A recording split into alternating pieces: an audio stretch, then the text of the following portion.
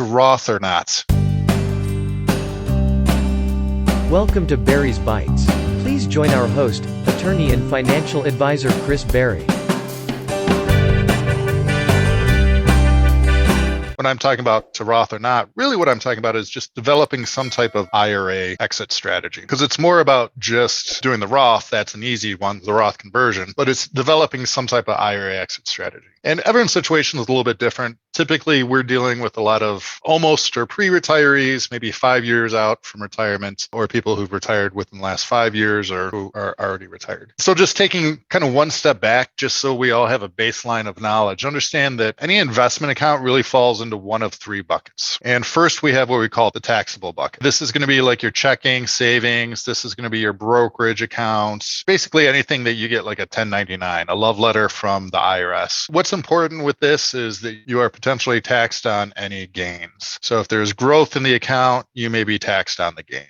The second type of account is a tax deferred account. So this is going to be like your traditional IRA, your traditional 401k, traditional 403bs, etc. When you pull any money out of these accounts, they're taxed at income tax rates. And then the third type of account are accounts that grow tax-free. So this is like your Roth, Index Universal Life Insurance, 529 health savings accounts. So the big issue that I see is when I sit down with clients, a majority of their money is sitting in these tax deferred accounts because we've always been taught to defer paying taxes as long as possible. And the reason why is that the longer we defer, the more taxes we grow. Not necessarily a bigger nest egg, but the more taxes we grow versus if we're to do something like a Roth conversion where we take money from the IRA, move it into the Roth, or we could take money from the IRA, move it into IUL, or sometimes we take the money from the IRA and move it into something else. So the big problem we have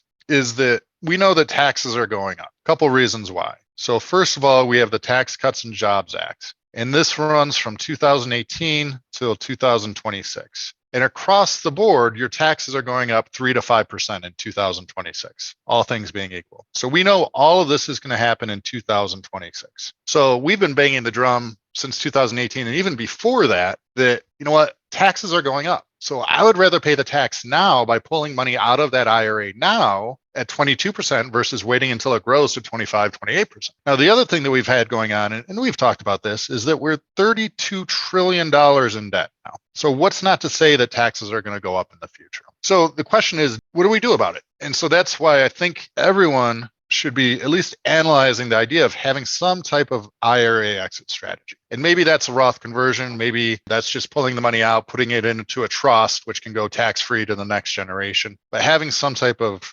IRA exit strategy. And I'm not saying you pay all the taxes all at once, but just looking at your tax brackets, figuring out how much space you have in that bracket, and then pulling the money out.